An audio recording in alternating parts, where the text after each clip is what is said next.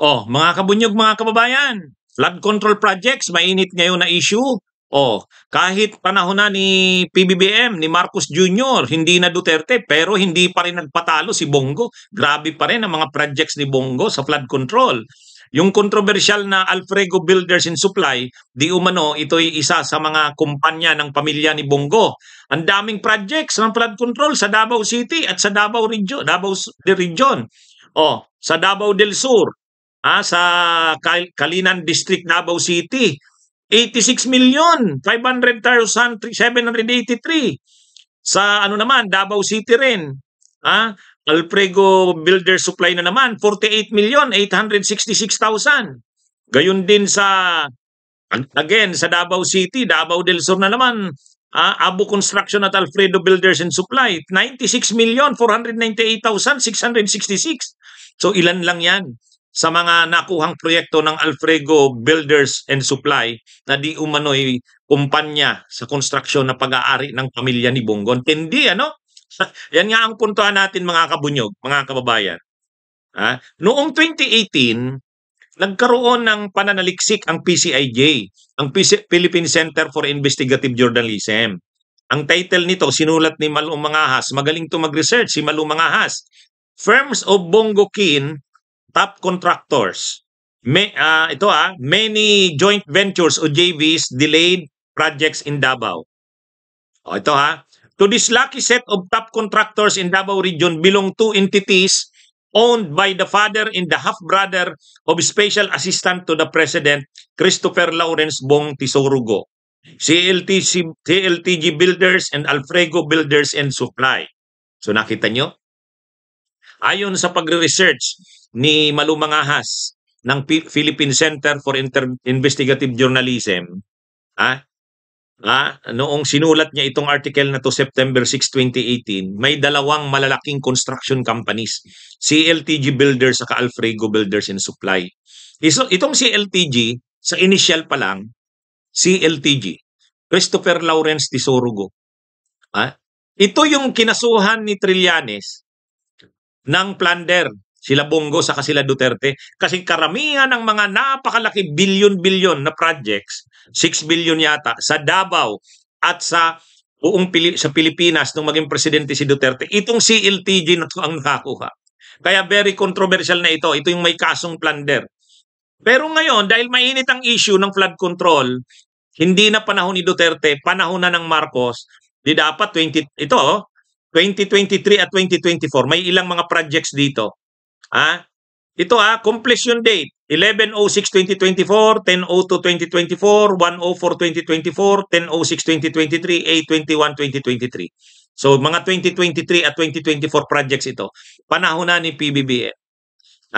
Pero ang dami pa ring projects ng Alfrego Builders and Supply sa Davao City at sa Davao del Sur, Davao Region.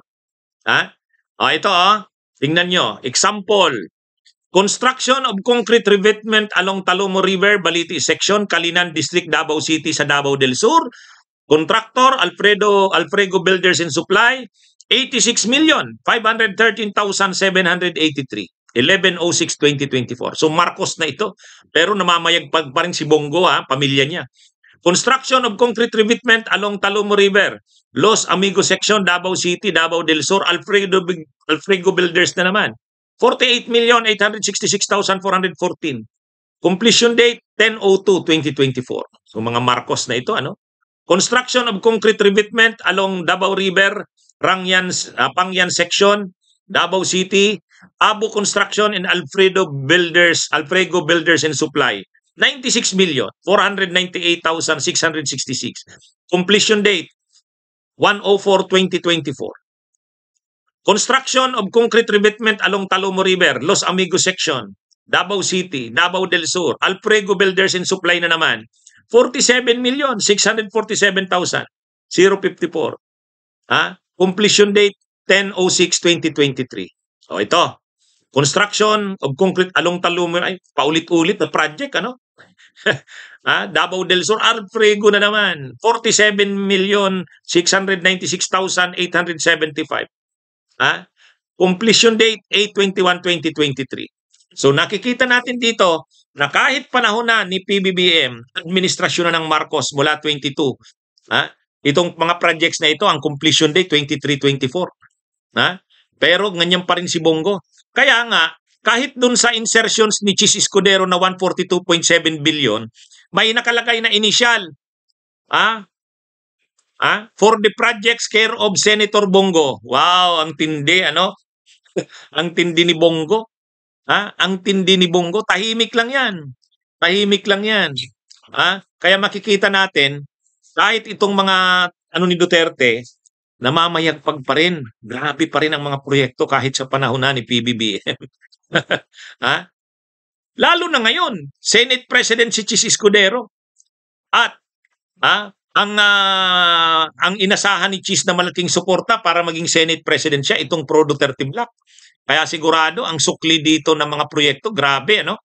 Grabe yan. Kaya ano ito samantala yung mga matitino, tulad ni Risa Hontiveros, wala. Minority yan, wala yan. Kaya yan mga kabunyog, mga kababayan. Ito yung nangyayari ngayon sa atin. Kaya pala si Bongo tahimik, hindi masyadong bumibira sa administrasyon ni Marcos. Mas grabing bumira sila Marcoleta, sila Bato, Padilla. Pero itong si Bongo tahimik, yung pala marami, busog na busog din pala to. Sa flood control, flood control projects at infra. Kaya yung mga malasakit, yun ang pang-frontera ni Bongo, yung mga malasakit centers, pero sa likod pa rin yun, mga infra pala ang mga projects niya.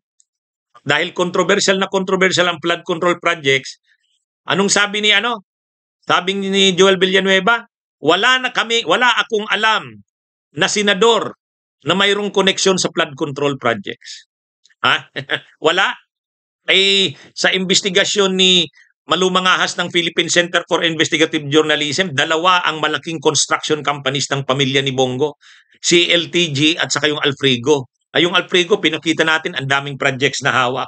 Paano na ngayon yan, Joel Villanueva? Ay, mga kabunyog, mga kababayan. Bunyog, bunyog, halikan na kasama ka. Bunyog, kapag buklod ay may pag-asa. Luzon, Visayas, Mindanao, isa ang pananaw. Sa bagong Pilipinas ang bunyog isisigaw. Bunyog, bunyog.